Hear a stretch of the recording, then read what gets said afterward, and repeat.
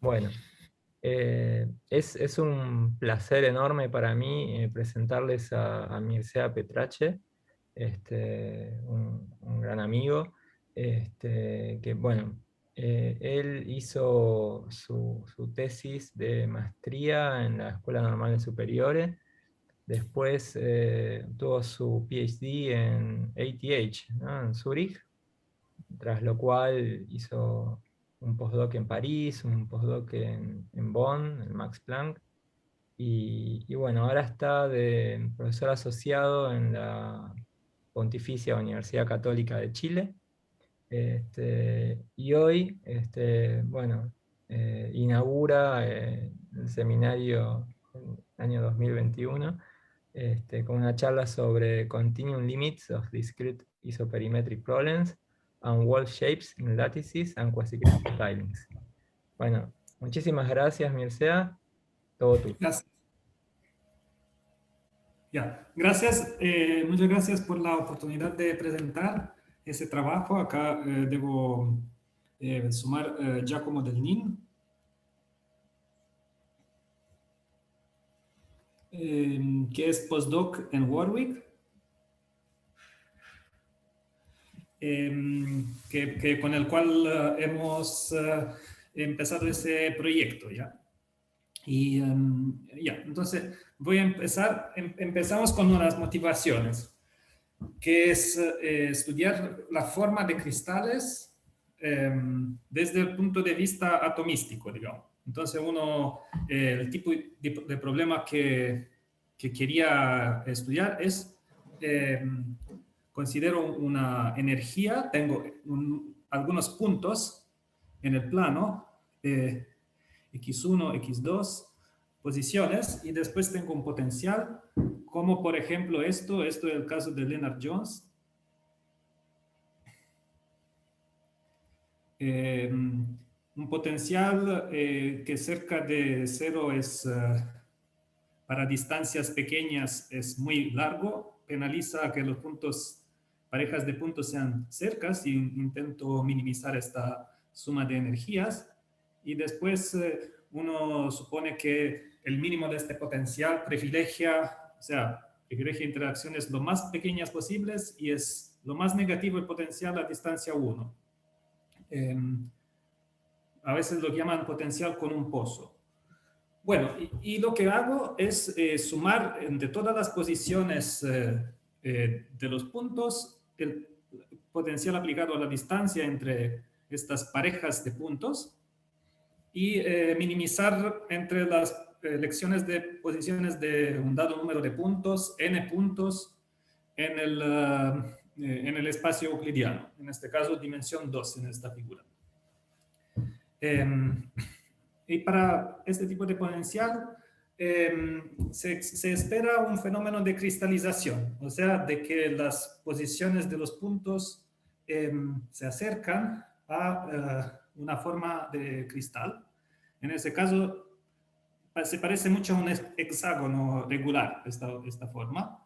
Las distancias entre los puntos tienden a ser casi iguales, cerca de 1, y bueno, acá no sale un hexágono preciso porque el número de puntos no es un número hexagonal, o sea, son 100 puntos, y quizás 102 sería más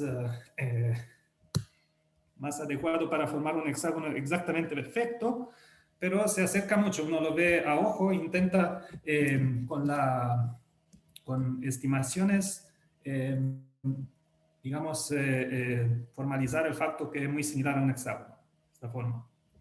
Y hay unos ejemplos de suceso de este tipo de formalización. El primero es digamos, hay varios artículos de Fay Stott, que estudió problemas combinatorios conectados, problemas de geometría discreta conectados con eso, y quizás estos por la primera vez fueron conectados con teoría atomística de materiales, la teoría matemática en realidad, son matemáticos Heitman y Radin, con el modelo de sticky disk, de discos pegajosos. ¿Ya? Uno se imagina, para simplificar, en vez que este potencial considera un ejemplo simplificado, donde acá tengo distancia 1, acá el potencial lo pongo simplemente infinito entre 0 y 1. Para 1 digo que vale menos 1 el potencial, y después digo que vale 0. Entonces, digamos que se puede ver como una extremización, es más extremo que el Lennard-Jones, que el potencial con un pozo. El pozo es de largo 0, hay solamente el valor 1 donde tengo contribución negativa, y esta penalización que tenía acá de que los puntos no pueden ser muy cerca para no incrementar la energía, está exagerada también porque es infinita la energía cada vez que hay una pareja más cerca de uno. Entonces, el facto que no puede estar a distancia menos que uno, perdón, se puede también, digamos, imaginar que en las posiciones de los puntos tengo discos de radio medio que no se pueden interpenetrar.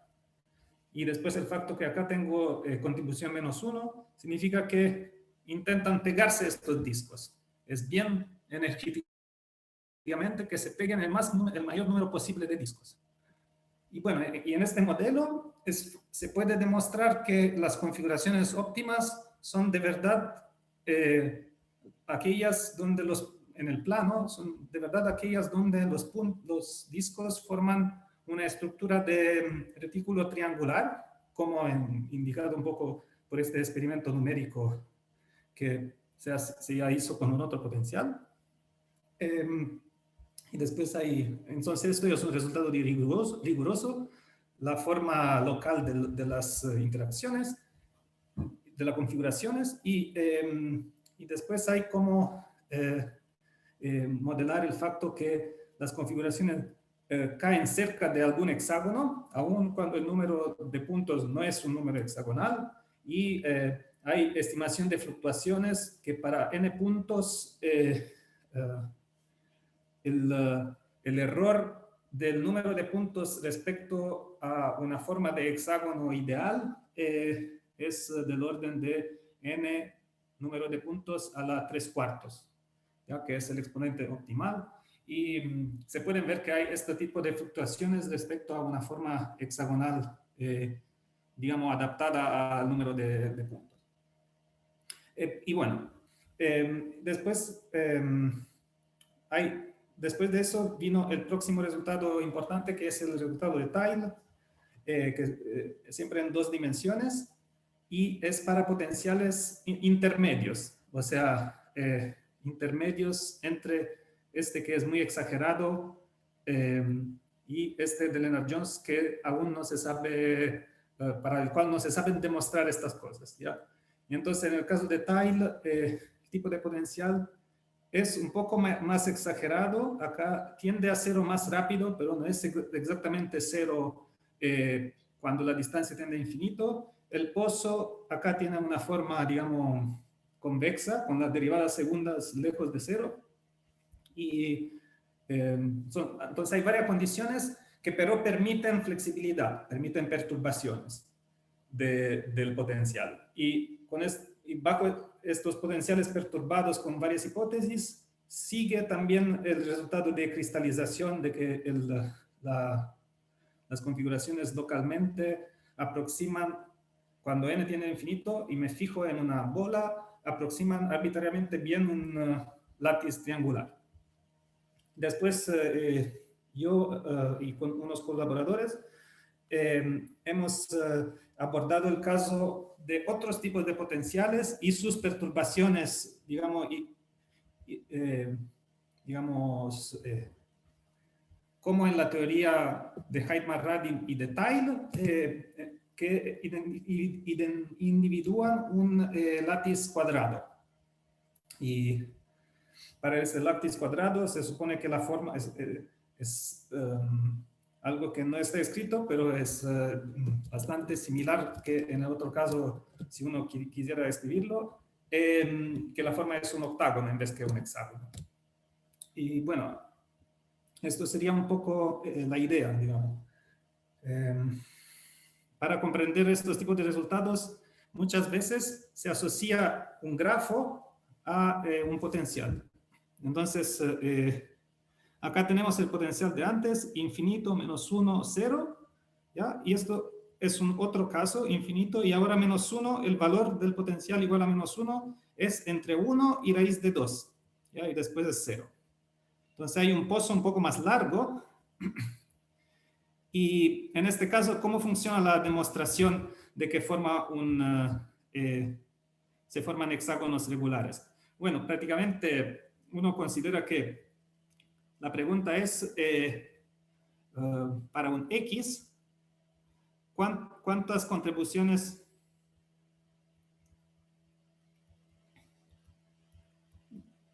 menos 1 puede generar un punto X dado? Bueno, un punto X dado puede generar, dado que necesita estar a distancia exactamente 1 que los puntos con los cuales tiene interacción menos 1, ¿ya? Solo para valores iguales a menos 1 se genera una contribución negativa a la suma de energías, suma de V de XY menos XJ, ¿ya? Entonces, uno se pregunta, ¿cuántos puntos pueden estar a distancia 1 de un punto dado? Y tales de manera que ninguna pareja de puntos está más cerca que 1 entre estos, ¿ya? Entonces, uno obtiene un hexágono regular y obtiene que este potencial tiene una relación bien directa con el grafo, con vértices en el látiz triangular y conexiones entre primeros vecinos. ¿Okay? Entonces, esto es un poco la idea correspondiente al potencial de disco pegajoso. Después, si ahora, digamos, permito contribución menos 1 para distancias que varían entre 1 y raíz de 2, entonces, en este caso, de nuevo, puedo hacerlo el mismo razonamiento, ¿ya? El razonamiento que dice, un dado punto, ¿cuántas contribuciones menos 1 puede tener al máximo? Y uno se da cuenta que puede tener 8 interacciones, ¿ya? Entonces la pregunta es, ¿cuántos de esos puntos pueden caber entre los discos de radio 1 y de radio medio sin que haya pareja de puntos más cerca que 1? Entonces acá uno puede hacer caber 8 puntos, pero 9 puntos no caben, ¿ya? Entonces hay este número de puntos, 8, pero para poder poner 8 puntos hay varias posibilidades, ¿ya? No necesariamente deben estar en la posición dada por el retículo cuadrado. ¿Ok? Así que acá no hay rigidez. En el otro caso, para que caban 6 puntos acá, cerca de ese, que están a distancia 1 del punto central y donde ninguna pareja es más cerca que 1, había rigidez. Solo el hexágono regular satisfacía el valor de 6 puntos. Pero acá no. Pero si ahora digo que X tiene 8 contribuciones y sus vecinos tienen cada uno 8 contribuciones, bueno, en este caso, por ejemplo, esta configuración no funciona bien, ¿ya? Porque, bueno, este punto está conectado, digamos, tiene interacción negativa conectado con estos 8 puntos. Perdón, voy a cambiar un poco el tamaño de la... Pero, por ejemplo, este punto, claro, tiene interacciones negativas con estos, pero le falta en algunas regiones angulares de acá, faltan otras contribuciones negativas que se podrían sumar en el caso de que el punto fuera cerca. Entonces, si lo pongo exactamente a distancia 1 acá, salen estas dos otras configuraciones en la región de angular por acá por abajo, que se van a romper, van a ser más largas que esta distancia, van a ser más largas que raíz de 2 cuando este punto se aleja. Entonces hay una especie de rigidez y esto se puede transformar en un resultado riguroso, ¿ya? Entonces, si un punto tiene 8 contribuciones y los vecinos tienen 8 contribuciones cada uno, entonces tengo esta figura alrededor del punto X. ¿Ya? Los 8 puntos forman exactamente un cuadrado. Y del lado 2. Y el grafo asociado entonces a este potencial, hay un grafo asociado que corresponde a un retículo cuadrado donde conecto primeros y segundos vecinos. ¿Okay? Y después uno hace el resultado de perturbación, etc. Pero lo que queríamos pensar en este proyecto con Giacomo Del Nin era un poco distinto. Era olvidar desde dónde salían nuestros grafos y simplemente mirar el otro problema, el problema de la forma global de un cristal en el interior de un grafo con dadas interacciones, con dados pesos para las interacciones. Esto está conectado con la teoría de lo que se llama para físicos y teóricos de materiales, de este campo tipo el campo de soft matter.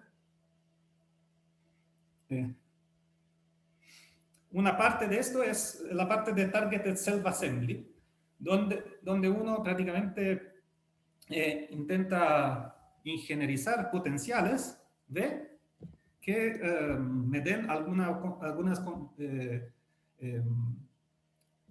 para el material asociado a este potencial V, que tenga algunas propiedades, digamos, favorables o que uno quiere alcanzar. Entonces, esto es la idea y, por ejemplo, uno puede imaginar que crear materiales dado por coloides con algunas cargas y bolitas ya con carga que pueden, dado la distribución de carga en esta bolita, me genera un potencial de interacción entre las bolitas y intento crear tal potencial para que me dé alguna propiedad macroscópica del sistema. Entonces, la relación entre propiedades microscópicas y macroscópicas, y lo vamos a ver para el problema isoperimétrico, un caso de problema que está bien formulado a nivel discreto y a nivel continuo, y cómo conectar los dos, es un poco el punto.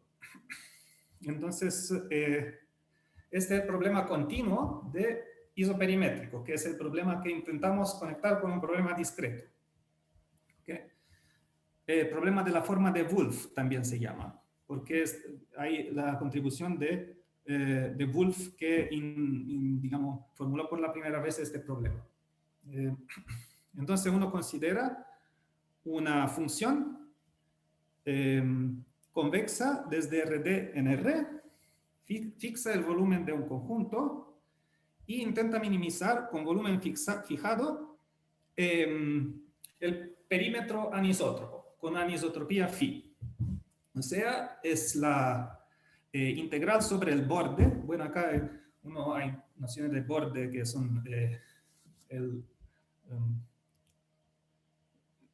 hay una noción de que para un conjunto de perímetro finito, en casi todos los puntos está definido el volumen, el vector normal, ¿ya? Y esto se llama frontera reducida del E, pero eso no es importante, no es crucial para comprender, pero uno mira el perímetro, que es la integral sobre el borde de phi aplicado a vector normal del conjunto E, denotado nu, integrado respecto a la medida de Hausdorff. Entonces,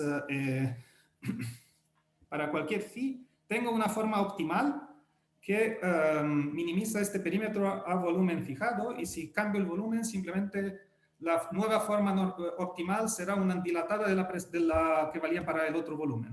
Entonces, son iguales a menos de dilatación las distintas formas optimales, y se llama forma de Wolf. Y también puedo describirla como una especie, si imagino phi ser una norma, esto sería la norma dual, la bola de la norma dual. ¿Ya? Entonces sería todos los x, tal que para cualquier y en el espacio, que es lo mismo que decir cualquier y de norma 1, porque las dos partes son, bueno, no es lo mismo, ya. Entonces, porque estamos considerando phi muy general. Pero si phi fuera una norma, esto sería también uno homogéneo, como esto. Entonces sería suficiente mirar i de norma 1 y son todos los X que hacen producto interno con un I menor o igual que phi de I para todo I. Ok. Entonces, ese es el problema isoperimétrico continuo. Y el problema discreto es basado un poco en la primera versión para látices. Vamos a ver otra con cuasicristales después. Pero para látices, uno considera un látiz, ¿okay? Que es una matriz multiplicada por ZD, ¿ya? Una transformación afín de ZD por una matriz invertible y un potencial.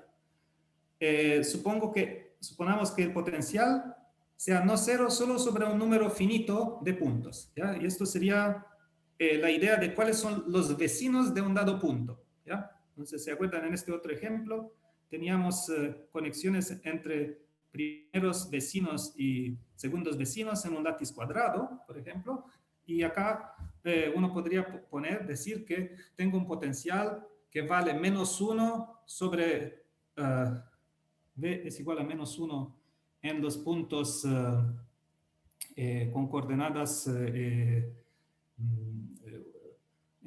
digamos, coordenadas, bueno, lo más fácil es decir, es menos 1 en estos puntos, ¿ya? Con coordenadas 1 y menos 1, el V, y esto formaría el conjunto N, ¿ya? De los posibles primeros vecinos de un punto en mi látiz. Y después voy a tomar la energía como para configuraciones de puntos solo tomadas en el látiz y de número de puntos n, y intento minimizar la energía de interacción entre parejas de puntos de xn, de esta configuración xn, y corresponde a C epsilon, CE, donde esto depende de la V, en realidad, CV, podría llamarlo, un número que es el número máximo de interacciones negativas, más las interacciones negativas perdidas porque la figura es de cardinalidad finita, ¿ya? Entonces tengo mi figura, que son puntos en mi látiz, y hay unos puntos, unos de ellos están conectados con todos los vecinos posibles, y otros le falta alguna conexión. Entonces hay un punto en el interior y un punto en el exterior del conjunto, así que acá perdí la posibilidad de hacer una contribución negativa, ¿ya? Y todos estos enlaces, todos estos links de mi grafo que tienen un extremo en el interior de X y un otro en el exterior, se llaman lados que forman el perímetro discreto del grafo, ¿ya? Y imagino pesar estas contribuciones de perímetro discreto con el potencial V. Y ahí tengo un problema isoperimétrico de minimizar el perímetro discreto con volumen fijado. Y el resultado que obtenemos es un resultado de gamma convergencia. No voy a describir lo que es la gamma convergencia, pero significa que los funcionales, el funcional de perímetro discreto y de perímetro continuo, uno tiende al otro cuando voy escalando y disminuyendo el tamaño del látiz oportunamente por n a la menos 1 sobre d, para que el número de puntos por unidad de volumen sea fijo, tienda a 1. ¿Ok? ¿O cómo puedo decirlo? Para que el volumen el volumen de una área de mi látiz con n puntos en su interior tienda a volumen 1, ¿ya? Entonces, en realidad, lo que uno puede considerar en un látiz puede ser asociar a cada punto una celda fundamental centrada en este punto, y así asociar un conjunto de RD a cada conjunto discreto, subconjunto de mi látiz, que es unión de todas estas celditas, y considerar que reescalando estos conjuntos, si lo reescalo con este factor me da volumen 1 para el escalamiento, y considerar qué pasa para los perímetros discretos de una sucesión de ese tipo a qué convergen, a qué funcional convergen en el continuo. ¿Ok? Y el funcional obtenido es un funcional de perímetro continuo, donde la anisotropía asociada, siempre del tipo que hemos considerado antes, con perímetro anisótropo, donde la anisotropía obtenida tiene algo que depende del volumen del látiz, después tiene el valor absoluto de mi potencial aplicado a los primeros vecinos y el producto interno entre uno de estos primeros vecinos y la dirección nu a la cual aplicaba la anisotropía. ¿Ya? Entonces tengo una función phi que tiene un significado geométrico. ¿Ok? Y después tengo, esto es otro resultado de compacidad que me dice que si los perímetros discretos están acotados por un término que crece como una superficie, entonces hay una sucesión que converge, subsucesión de los conjuntos de escalados correspondientes a ese lápiz que converge. Si puedo, por favor, hacer una pausa porque me llaman en la otra pieza. ¿Puedo volver en 3 minutos? Sí, sí, sí. Perdón, eso. Ok, entonces, perdón. Ya. Entonces, acá tenemos un tipo de convergencia desde el discreto al continuo, que es esa gama convergencia. Y si la conocen bien, si no, la pueden interpretar como un tipo de convergencia donde estoy asegurado que mínimos de los potenciales de las energías que convergen, los mínimos de estos funcionales convergen al mínimo. ¿Ya? Es un tipo de convergencia variacional. Ok. Bueno, y entonces los resultados, hay un resultado que ya describí, que es el caso de convergencia para látices, para grafos periódicos. Después hay una manera de generalizar las mismas ideas en el caso de unos teselados, tipo el teselado de Penrose, que corresponden a cuasicristales. Y las dos tipos, digamos que para nosotros la pregunta principal era esta. Era cuál es la forma de Wolf que uno puede obtener. Entonces, la conjetura que sale parece que es muy cerca de ser alcanzada, pero hay un pequeño problema, lo vamos a ver al final, es que todo poliedro convexo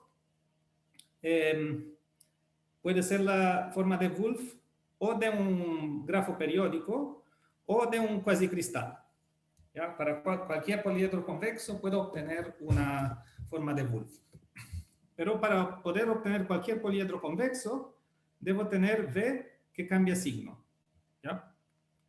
Para el caso de V como hasta ahora, o sea, el V que tiene signo siempre negativo, acá lo sabemos encontrar cualquier poliedro alcanzable, que son los sonoedros, y de eso vamos a ver la definición después. ¿Ya? Entonces, los sonoedros serían la forma de Wolf para casos de V negativos.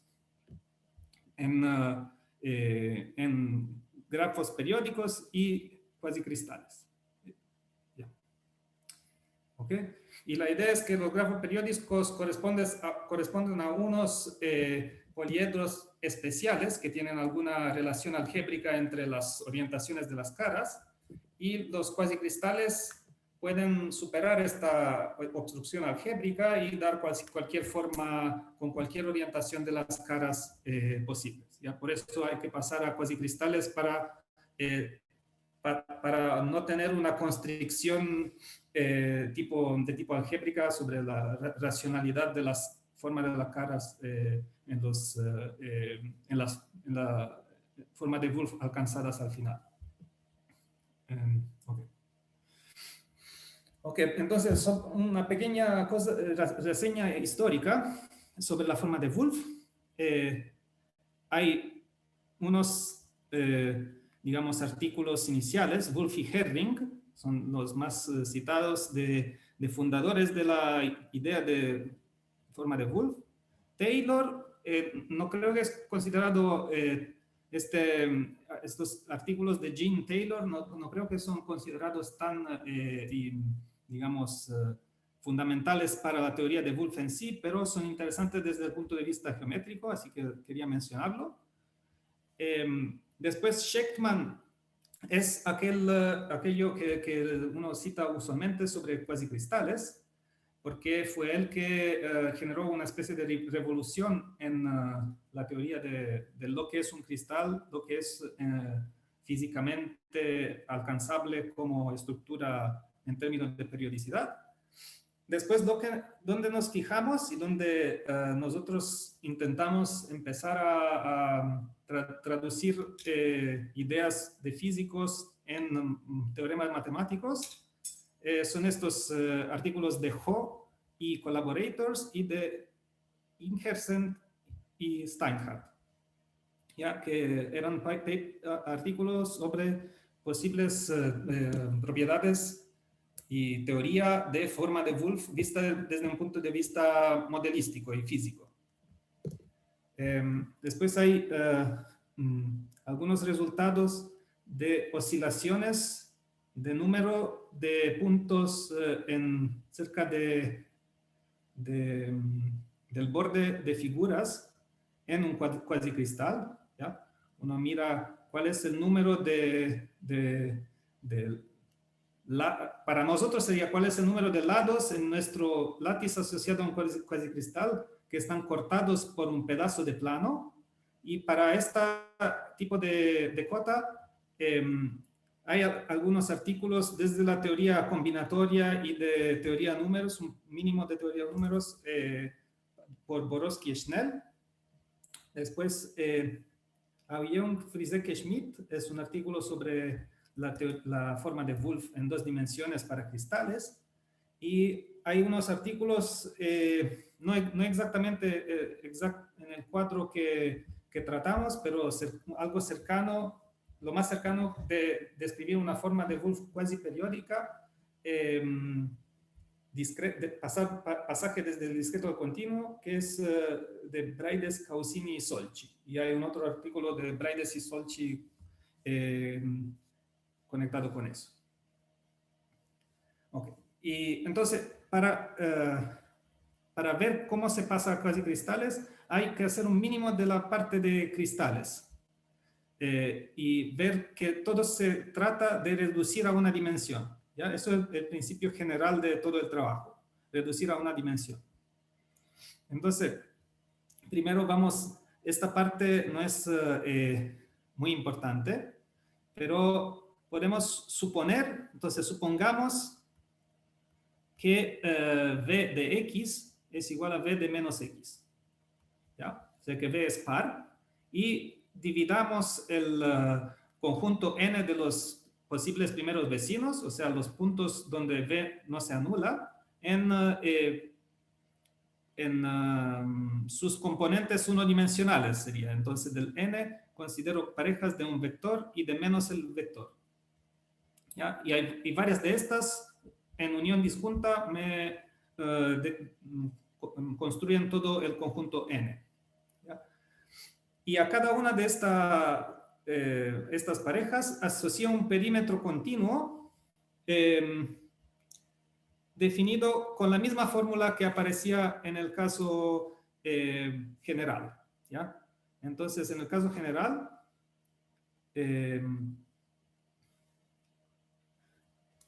bueno, en realidad acá hay la conexión, ¿ya? En el caso general no aparecía 1 dividido por V y después aparecía una suma, ¿ya? Y acá había un valor absoluto, pero es lo mismo, dado que V es negativo, poner menos o poner valor absoluto, ¿ya?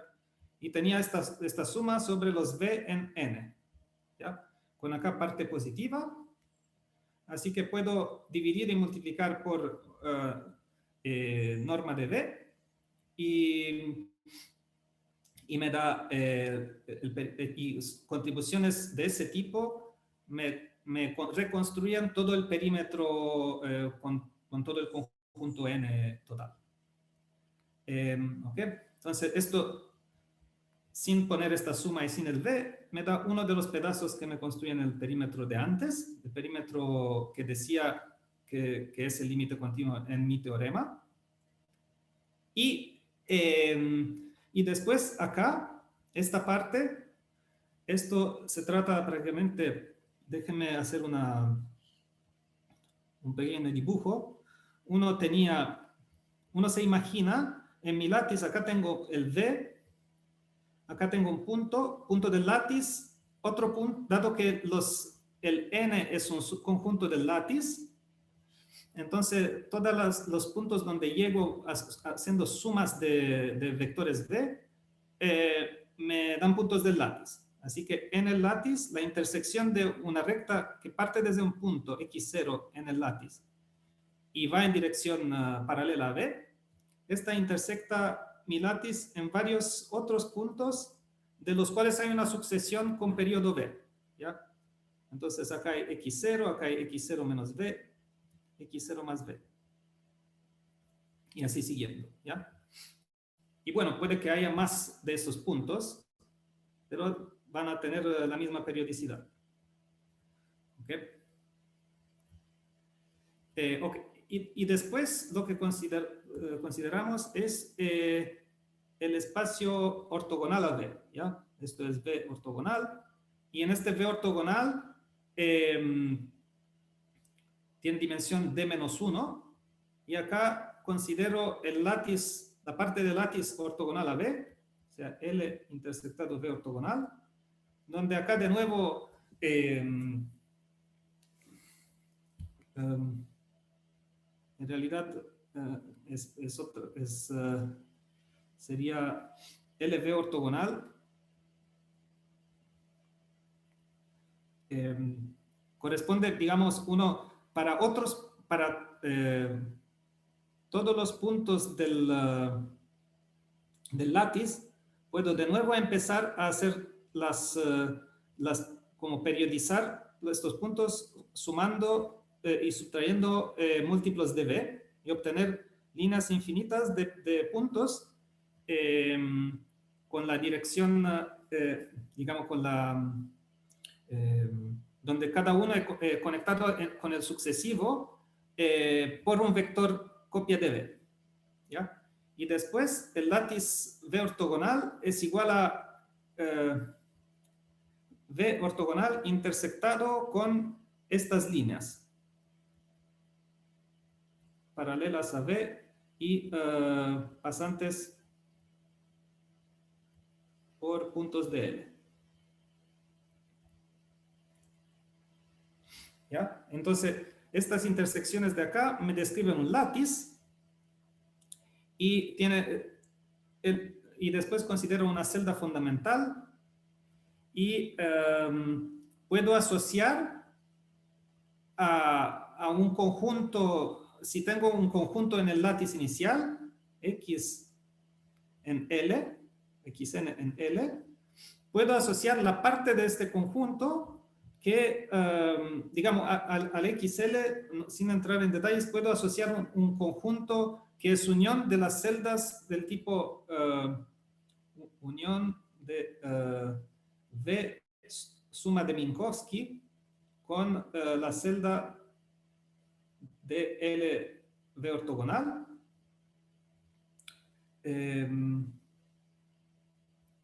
Esto es este rectangulito rojo. Acá la celda de LV ortogonal es de dimensión 1, el V es de dimensión 1 y me da un rectangulito. Esto sumado por los puntos X en XN. ¿Ya? Entonces asocio estos conjuntos y para la unión de estos conjuntos intento hacer el análogo del teorema de gamma convergencia, ¿ya? O sea, reescalaba por el factor n a la menos 1 sobre n intentaba hacer converger el perímetro discreto al perímetro continuo. Pero el perímetro discreto para estos conjuntos es muy fácil se trata simplemente de contar las líneas de mi familia de líneas descritas antes que intersectan el borde de este conjunto. Y esto es proporcional, dado que cada vez que hay entre dos de esas líneas, acá hay una celda del látiz fundamental. Entonces, digamos que en el final, si calculo el área de todas mis caras expuestas de mi unión de celdas rojas, si calculo el área de las celdas en la dirección ortogonal al vector V, todas estas áreas son proporcionales al número de flechitas que cruzan mi conjunto discreto desde el interior hacia el exterior, ocupando vectores V. Y bueno, entonces, ¿cómo puedo decirlo? Lo más fácil que intente explicar es, ¿qué pasa si en vez de hacer esta cuenta discreta, hago el perímetro continuo? ¿Ya? El perímetro respecto al vector V de mi conjunto, este conjunto morado que es unión de celdas asociadas a este sublátiz. Bueno, esto prácticamente, de nuevo, sería un peso correspondiente al peso del potencial que estaba considerando, integrado sobre el borde de la unión morada, y acá tengo la normal de la parte morada, producto interno con V. Y de nuevo, las caras que no son estas caras que estaban intersectando las flechitas, estas caras son ortogonales al V, así que no me dan contribución. Entonces esto de nuevo es proporcional, ¿ya? Es proporcional a el perímetro discreto de los centros de las celdas moradas, ¿ya? Entonces, el perímetro continuo y el perímetro discreto, para este caso unidimensional, son proporcionales, porque en realidad todas las caras que estaba contando son cada una de igual área, y las otras son perpendiculares a mi dirección V. Y bueno, para decirlo brevemente, entonces, el perímetro discreto es igual al perímetro continuo. Esa es la notación para el perímetro discreto en este caso, ¿ya? Y entonces puedo simplemente considerar la convergencia sobre mis conjuntos rescalados del perímetro continuo. Y esto es parte de una teoría clásica de semicontinuidad de Rezhevnik. Y este es lo que me da una semicontinuidad desde abajo, que sirve para la semiconvergencia, para la gamma convergencia, y para la parte de cota superior de la gamma convergencia, uno debe aproximar un conjunto continuo con conjuntos discretos. Y de nuevo el principio es que si aproximo primero mi conjunto continuo con un poliedro y después lo aproximo, y después para las caras de este poliedro veo cuáles de mis rectas en dirección V está intersectando esta cara, bueno, puedo pasar muy bien al límite este conteo de intersecciones, y un poco con esta es la idea principal ahí. ¿Okay? Entonces, yo no sé cuánto tiempo me podría quedar para después de esto comprender cómo continuar. Pero esta es la idea reducida en una dimensión. Esto es la idea de la demostración de este tipo de teorema. Tenés aproximadamente 15 minutos. Ok. Bueno, porque ahora la próxima parte, gracias, entonces más que suficiente, porque la próxima parte voy a describir rápidamente varios tipos de construcciones de cuasicristales, y después de eso considerar cómo se puede generalizar la idea en una de estas construcciones, la idea de reducir a una dimensión y mirar por líneas, las intersecciones del perímetro por líneas, para hacer un conteo de las interacciones para cuasicristales. ¿Okay? Entonces, ahora, teoría tipo de cuasicristales para principiantes, ¿ya? Porque nosotros somos bastante principiantes en eso. Yo y Giacomo, ¿ya? Entonces, hay varios tipos. Un tipo es por multigrid, de construcción de cuasicristales, y de eso lo vamos a ver en la próxima diapositiva. Y acá quería decir que hay otros tipos y que son, que hay mucha variedad de construcciones. Entonces, un tipo es el Katten Project, que es prácticamente la idea es que para construir en dimensión, por ejemplo, dimensión 2, construir un cuasicristal, miro en el espacio, por ejemplo, de dimensión 5, considero z a la 5, y de este z a la 5, en este z a la 5 considero un plano dos-dimensional irracional, y veo cuáles son y una sección, una especie de polígono de dimensión 3, digamos que voy trasladando a lo largo del plano, su centro de este polígono los voy trasladando a lo largo del plano, y veo cuáles de los puntos de Z5 quedan atrapados en esta región, en esta vecindad de mi plano dos-dimensional. Y después lo proyecto estos, el conjunto intersectado, el conjunto cortado, lo proyecto sobre el plano irracional, lo que me da algunos puntos que tienen, digamos, dado que este plano era irracional, me da unos puntos con un error de periodicidad, pero no completamente desordenados. Y entonces esto tiene alguna propiedad de cuasi periodicidad, el resultado de cortar y proyectar en un espacio, en el interior de un látiz en una dimensión más alta. ¿Okay? Una otra idea para crear cuasicristales que no vamos a ocupar, pero es una de las principales, es, por ejemplo, tomo un triángulo cuyos lados tienen que ver con la sección áurea, y en este caso será posible dividir el triángulo en 3 triángulos semejantes con él. Y acá salen un poco incorrectos en mi dibujo, quizás me equivoqué, pero imagínense que este triángulo se puede subdividir en 3 triángulos semejantes a él, y después puedo continuar a repetir la operación de subdividir cada uno de esos triángulos de nuevo en pedazos semejantes con él, y cada vez reescalo para poder revertir a la escala 1 de mis triángulos más pequeños de mi subdivisión. Y entonces esto es un tipo de teselado por sustitución. Y hay una comunidad de sistemas dinámicos interesada a las propiedades de estos sistemas dinámicos y a la no periodicidad o casi periodicidad que uno obtiene en estos tipos de construcciones en el límite del número de reescalamientos y de subdivisión que tienden a infinito. Es otro tipo de construcción de conjuntos con cuasi periodicidad.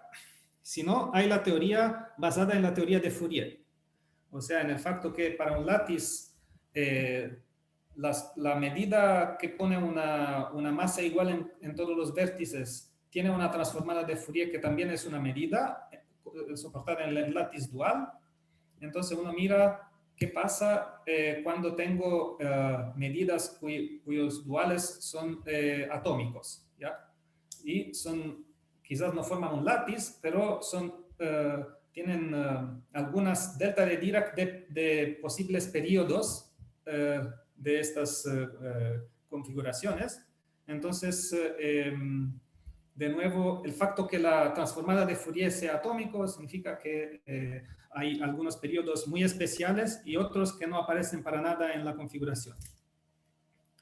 Ok, entonces, acá puedo describir que hay una survey de Meyer de 2012 desde el punto de vista más completamente matemático y una parte desde el punto de vista de física matemática, también súper matemático, no es algo de física, de Lagarias, en 1999, donde uno puede mirar más detalles sobre todo esto. Ok. Entonces, cuasicristales de tipo multigrid. Grid, no me sale la palabra en español, pero un grid de planos sería muchos planos paralelos a la misma distancia entre sí. ¿Okay? Acá son líneas en el plano, o sea, esto es un multigrid of, podría decir, of hyperplanes. ¿Ya? Entonces hay muchas familias de hiperplanos paralelos. ¿Ya? Acá en este caso, dado que he conectado con el caso de perros, son cinco familias de planos paralelos en 5 direcciones equiangulares, o sea, que forman los vértices de un pentágono regular. ¿Ya? Estos son las normales de mis planos de abajo, ¿ya? Que esto se llama espacio dual del multigrid. Y arriba tengo un espacio primal. ¿Y cómo conecto los dos? ¿Cómo conecto la imagen de abajo con la imagen de arriba? Bueno, uno cada vez que tiene dos de estos hiperplanos, o en general de estos hiperplanos, los cuales se encuentran genéricamente en un punto, entonces a este punto asocio un rombo o un paralelótopo con todas las caras opuestas a la misma distancia entre sí en general, con lados perpendiculares a estas dos rectas. ¿Ya? Entonces, si acá tengo estas dos rectas que se intersectan así, acá voy a tener un rombo, o sea, 4 lados iguales, perpendiculares a las rectas. ¿Ya? Y esta manera de asociar a un punto, asociar una cosa de dimensión máxima y a elementos de codimensión 1, asociarle los elementos de codimensión 1 que serían estos lados de una especie de grafo subyacente a la intersección de líneas de abajo. Estos lados del grafo, asociarle elementos de codimensión 1 arriba, o sea, los lados del paralelogramo y así siguiendo. Cada vez los elementos siendo perpendiculares a lo precedente, esto se llama dualidad en teoría o en geometría discreta o de grafos en el espacio euclidiano. ¿Ya? Teoría de grafos en el espacio euclidiano. Y entonces el grafo dual, uno puede asociar a estas intersecciones de rectas, el grafo generado por los puntos de intersección y las aristas que conectan puntos de intersección sucesivos. Este grafo puedo asociarle una especie de grafo dual donde todos los lados son iguales y forman estos paralelotopos. ¿Ya? Y entonces lo que es interesante es que hay una sucesión de puntos a lo largo de una dada línea, un dado plano digamos, a una dada línea que aparece en ese multigrid como intersección de D-1 de hiperplanos, en ese caso de un hiperplano, porque D es igual a 2, ¿ya? A esta línea le corresponde una sucesión de rombos, cada uno teniendo un lado paralelo con el precedente. ¿Ya? Entonces hay una sucesión de lados paralelos que corresponden a estos lados que creé en mi construcción local perpendiculares a las rectas. Quiero sacar el dibujo, será más fácil así acá. Entonces, si acá tengo esta recta y después se intersecta otra recta, bueno, a esta otra recta le asignaré un rombo con los otros dos lados, sus nuevos dos lados perpendiculares a la nueva recta, y este otro lado de acá debe continuar a ser perpendicular a la recta inicial. Entonces hay una cadena de rombos donde hay unos lados que son todos paralelos entre sí y los otros no, los otros van cambiando. Y esto es como un camino de ferrovía, ¿ya? Y entonces lo llaman ferrovías de rombos en inglés, ¿ya? Y entonces lo que son rectas abajo son ferrovías que son casi rectas, en el sentido que son no muy lejos de ser rectas arriba, y ahí está la asociación, ¿ya? Y un teselado de perros aparece también así, ¿ya? Y acá voy a saltar, digamos, mucho de eso. Entonces voy a decir que la energía que asociaremos a una unión de estos rombos, ¿ya? Si tomo una unión de rombos acá, lo que voy a asociarle como energía será, asocio un peso a cualquier dirección de rombos en una dirección dada, o más, en este caso daré peso iguales a todos los lados de rombos, ¿ya? Peso igual a cualquier lado de rombos, pero puedo ponderar algunas direcciones normales más que otras para mi rombos. Y hacer simplemente el área total de la subconjunto de teselas de mi teselado. ¿Ok? Entonces eso es la energía que puedo asociar. Acá son los vectores normales, pongo un peso y cuento el número de caras de mi unión de teselas de mi teselado con esta dirección normal. ¿Ok? Y puedo obtener en el límite como función para el límite continuo de esto, obtengo un peso para los vectores normales que dependen de nuevo de mi ponderación de las caras de antes. Acá depende de un producto interno entre el vector normal y algo dependiente de las direcciones. Estas matrices G y G tilde, G gorro, son prácticamente, dependen de las direcciones de mis normales a mis rombos y de las normales a los planos en el espacio dual. Y acá hay una área asociada a estas direcciones y el volumen, la densidad de los puntos de mi multigrid, de mi construcción de multigrid que intervienen, ¿ya? Pero la forma, si se fijan, la forma de esta energía es muy similar al caso de los látices, ¿ya? En realidad generaliza el caso de periódico visto antes, excepto que en el caso periódico visto antes el potencial podía tocar más que primeros vecinos en el látice, en vez que acá es como son especialmente los primeros vecinos. Y bueno, rápidamente, los dos, lo que se ocupan son dos cosas, son el facto que las rectas y las ferrovías de rombos, ya acá aparece ferrovía de rombos,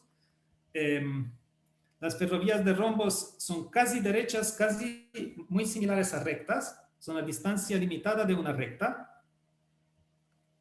y las densidades de las teselas están también controladas. Entonces estos resultados salen de este lema, un lema que dice que si a un vértice, una intersección de mis planos, asocio el centro del rombo correspondiente, esto es en el espacio dual y este en el espacio primal, si la función que asocia a los vértices de multigrid los centros de paralelotopos, esta es a distancia limitada de una función afín que depende de la matriz de las direcciones normales y en el espacio primal y dual, ¿ya? Entonces acá tengo algo que lo importante de esto es que no depende de X, ¿ya? Es una constante explícita, bastante explícita, que acota cuán lejos es un centro en un espacio respecto al centro del otro, al centro, puntos de un espacio respecto al punto del espacio dual. Entonces, esto se llama distorsión limitada, bounded distortion. Y bueno, hay una pregunta, acá lo voy a saltar porque no hay mucho tiempo. Pregunta sobre cuáles son los otros cuasicristales que tienen una propiedad de aproximación con un mapeo afín también de ese tipo. Pero acá lo voy a saltar. Donde quiero llegar es que en los dos casos tengo un límite continuo de ese tipo, ¿ya? Con un peso y después tengo o la parte positiva o el valor absoluto de productos internos de mi dirección por los V que corresponden al V en el conjunto de vecinos, un conjunto de direcciones. ¿Okay? Entonces siempre tengo ese tipo de fórmula y la pregunta es, ¿cuál es la forma de Wolf? ¿Cómo construir una forma de Wolf dada un modelo atomístico que me da una forma de Wolf requerida? Bueno, una primera cosa que me sirve es que la forma de Wolf, acá sería un otro W cursivo, la forma de Wolf de una suma de potenciales, ¿de acuerdo? Acá tenía phi desde RD en R y a un phi asociaba su forma de Wolf optimal. Optimal para el problema isoperimétrico continuo anisótropo. Y si sumo los phi, me da una suma de Minkowski para las formas de Wolf. ¿Ya? Entonces acá tengo una suma, un phi expresado como una suma. Entonces la pregunta es, ¿cuál es la forma de Wolf asociado a simplemente phi igual a un producto interno? Bueno, la forma de Wolf asociado a esto simplemente es un segmentito en la dirección V. ¿Ya?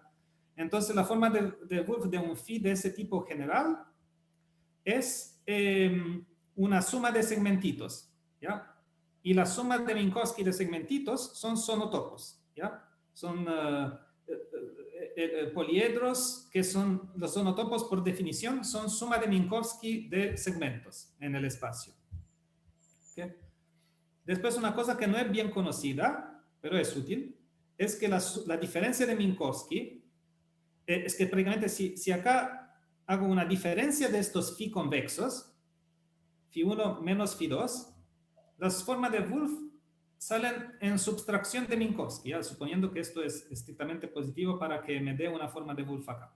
¿Ya? Entonces la forma de Wolf de la diferencia es la diferencia de la forma de Wolf, donde acá hay una definición de diferencia de Minkowski clásica, la cual hace verificar esta fórmula.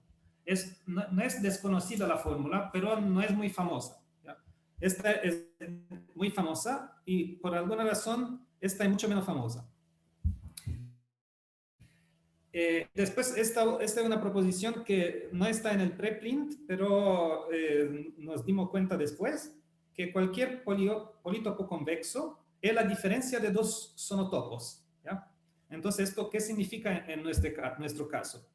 Significa que si tomo dos phi de esta forma, phi que salen de un potencial V definido o en un cuasicristal o en un cristal, entonces la diferencia de estos, si tomo entonces un potencial V con signo, ¿ya? Porque ¿qué significa que la diferencia de dos V? Significa que para algunos vecinos V el potencial es positivo y para otros vecinos el potencial es negativo.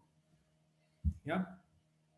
Y si hay potenciales positivos y negativos, la parte positiva y la parte negativa separadamente puedo describir su forma de Wolf y puedo hacer la diferencia de Minkowski. Hay un algoritmo para hacer la diferencia de Minkowski de sonotopos y puedo entonces construir idealmente construir formalmente una forma de Wolf, un potencial que me da cualquier polítopo convexo como forma de Wolf. Y acá se acaba la charla, porque en realidad todo eso no es tan fácil, ¿ya? Porque uno no es que puede simplemente sustraer el phi2 desde el phi1 y esperar que todo funcione muy bien para el potencial, tipo un potencial con parte positiva y parte negativa. El problema de esto es que para obtener las estimaciones de pasaje al continuo en gamma convergencia, uno muchas veces ocupa el facto que el potencial era positivo, ¿ya? Porque para obtener desigualdades para el lim-inf, la parte del límite inferior de la gamma convergencia, uno tiene unas desigualdades simplemente porque no escribe términos y servía que el V tenga signo constante. Y cuando V cambia signo, ahora la discusión de los términos que uno no escribe no es para nada trivial, así que hay algo de trabajo de análisis que hacer ahí. Y bueno, eso es lo principal que queda abierto. Lo que pero sale es que para el caso que V tenga signo constante, uno puede obtener cualquier sonoedro como forma de Wolf. O sea, puede ingenierizar un látice o cuadricristal con su potencial donde encuentra este sonoedro como forma de Wolf. Y bueno, y uno puede, después lo otro como problemas abiertos son ver otras perturbaciones, ¿ya? En vez que mirar exactamente este multigrid, hacer otros cuadricristales menos especiales. Y en particular los físicos que estudiaron esto, conectaron esto con teoría de vidrios, no son cristales, pero tienen alguna particularidad en términos de orden interno, y se pueden modelar con unos multigrid más generales. Así que ahí hay algo que investigar. O si no, hay otra cosa que investigar es qué pasa. Acá hemos visto que el número de vecinos es finito. ¿Ya? El V tiene valor no cero solo para un número finito de vecinos. Y entonces, ¿qué pasa cuando este número de vecinos tiende a infinito? O sea, cuando hay un V que pesa posiciones en mi látiz de número muy largo, ¿ya? Entonces, en este caso, hay alguna manera de hacer límites para n que tiene la cardinalidad del soporte de este V que tiende a infinito, pero cuantificar, por ejemplo, cómo la forma geométrica de cómo la forma de Wolf converge al límite cuando el número de vecinos tiende a infinito, eso no es completamente desarrollado, ¿ya? Y hay algunos trabajos de Bourgain y Lindenstraus sobre eso. Así que eso es la última parte. Así que muchas gracias. Espero de no haberme salido mucho del tiempo. Y sí, acá se terminó. Ya. Bueno, muchas gracias, Gracias.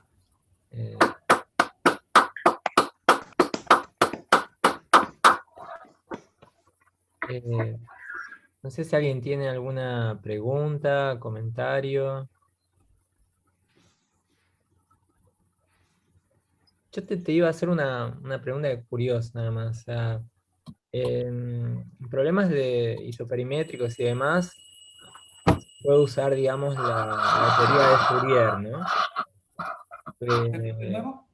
En problemas en problemas isoperimétricos, a veces se puede usar como herramienta la transformada de Fourier. En látices, cuasicristales, bueno, sabemos que también aparece la transformada de Fourier. Para atacar estos problemas, ¿se usa en algún momento algo de teoría de Fourier o eso por ahora no? Digamos que no, en esto lo que hemos trabajado, la manera de trabajar acá fue muy desde el lado elemental, sin ocupar transformada de Fourier. Mm. Así que sí, sería interesante explorar esto. Digamos que era el punto de análisis funcional ocupado especialmente, era basado en convergencia de funcionales convexos con ese teorema de Reshetniak, del semicontinuidad inferior para integrandos convexos de tipo perímetro. Y sería interesante ver si hay alguna manera con transformadas de Fourier de formular un teorema similar, o quizás está ya formulado y ya existe. Y cómo se puede aprovechar este punto de vista por frecuencias, ya que creo que seguramente hay algo ahí, pero no lo hemos explorado. ¿Hay alguna otra consulta o comentario? Bueno, si no le agradecemos de...